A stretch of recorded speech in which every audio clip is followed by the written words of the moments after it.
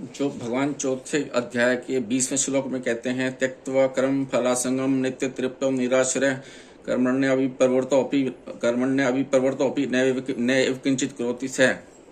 जो कर्म और फल की आसक्ति का त्याग करके आश्रय से रहित और सदा तृप्त है, वह कर्मों में अच्छी तरह लगा हुआ भी वास्तव में कुछ भी नहीं करता। भगवान कहते हैं, त्यक्त्वा कर्म फल संगम। जब कर्म करते समय कर्ता का यह भाव रहता है कि शरीर आदि कर्म सामग्री मेरी है, मैं कर्म करता हूँ, कर्म मेरा है और मेरे लिए है तथा इसका मुझे जो फल मिलेगा, तब वह कर्म फल का हेतु बन जाता है। कर्म योग से सिद्ध महापुरुष को प्राकृत पदार्थों से सर्वथा संबंध विच्छेद का अनुभव हो जाता है। इसलिए कर्म करने की सामग्री कर्म में तथा कर्म फल में किंचन मात्र भी आसक्ति न रहने के कारण कर्म फल का हेतु नहीं बनता। वास्तव में कर्म फल के साथ स्वरूप का संबंध है ही नहीं। कारण है कि स्वरूप चेतन, अविनाशी और निर्विकार है, परंतु कर्म और कर्म फल दोनों जड़ तथा विकारी हैं। उनका आरंभ तथा अंत होता है। सदा स्वरूप के साथ न तो कोई कर्म रहता है, न ही कोई फल रहता है। इस तरह यद्यपि कर्म और फल से स्वरूप का कोई संबंध नहीं है, तथापि जीव ने भूल से उनके साथ अपना संबंध मान लिया है। यह माना हुआ संबंध ही बंधन का कारण है। अगर यह माना हुआ संबंध मिट जाए तो कर्म और फल से उसकी स्वतः सिद्ध निर्लिप्तता का बोध हो जाता है। निराश्रय, देश काल वस्तु व्यक्ति परिस्थिति आदि का किंचन मात्र भी आश्रय न लेना निराश्रय, आश्रय से रहित होना है। कितना ही बड़ा धनी राजा महाराजा क्यों ना हो, उसको देश काल आदि का आश्रय लेना ही पड़ता है।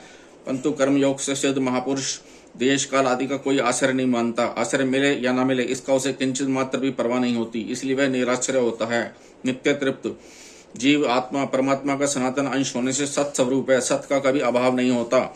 परंतु जब वह असत के साथ अपना संबंध मान लेता है, तब उसे अपने में अभाव कमी का अनुभव होने लगता है। उस कर्म की पूर्ति करने के लिए वह सांसारिक वस्तुओं की कामना करने लगता है। इच्छित वस्तुओं के मिलने से एक तृप्ति होती है, परंतु वह तृप्ति ठहरती नहीं है, वह क्षणिक होती है। कारण यह है कि संसार की प्रत्येक वस्तु व्यक्ति परिस्थिति आदि प्रतिक्षण अभाव की ओर जा रही है। अतः उनके आश्रित रहने वाली तृप्ति स्थायी कैसे रह सकती है? सत वस्तु की तृप्ति असत वस्तु से कैसे हो सकती है? अतः जीव जब तक उत्पत्ति विनाशील क्रियाओं और पदार्थों से अपना संबंध मानता है तथा उनके आश्रित रहता है, तब तक उसे स्वतः सिद्ध नित्य तृप्ति का अनुभव नहीं होता। कर्मण्यभिप्रवृत्तोऽपि नैव किंचित करोति सः। इसका यह अर्थ है, कर्म योग से सिद्ध महापुरुष के द्वारा होने वाले सब कर्म सांगोपांग रीति से होते हैं, क्योंकि कर्म फल में उसकी किंचन मात्र भी आसक्ति नहीं होती। उसके संपूर्ण कर्म केवल संसार के हित के लिए होती है। जिसकी कर्म फल में आसक्ति होती है, वह सांगोपांग रीति से कर्म नहीं कर सकता, क्योंकि फल के साथ संबंध होने से कर्म करते हुए बीच बीच में फल का चिंतन होने से उसकी शक्ति व्यर्थ खर्च हो जाती है, जिससे उसकी शक्ति पूरी तरह से काम में नहीं लगती। अपि पद का तात्पर्य यह है कि सांगोपांग रीति से सब कर्म करते हुए भी वह वास्तव में किंचन मात्र भी कोई कर्म नहीं करता, क्योंकि सर्वथा निर्लिप्त होने कारण कर्म का स्पर्श ही नहीं होता। उसके सब कर्म अकर्म हो जाते हैं। जब वह कुछ नहीं करता तब वह कर्म फल से बंध ही कैसे सकता है? इसलिए 18वें अध्याय के 12वें श्लोक में भगवान ने कहा है कि कर्म फल का त्याग करने वाले कर्मयोगी को कर्मों का फल कभी नहीं मिलता।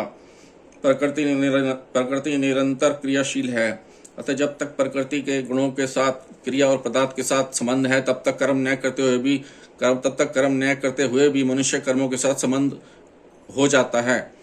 मनुष्य का संबंध कर्मों के साथ हो जाता है। प्रकृति के गुणों से संबंध न रहने पर मनुष्य कर्म करते हुए भी कुछ नहीं करता। कर्म योग से सिद्ध महापुरुष का प्रकृति जन्य गुणों से कोई संबंध नहीं रहता, इसलिए वह लोक हितार्थ सब कर्म करते हुए वास्तव में कुछ नहीं करता।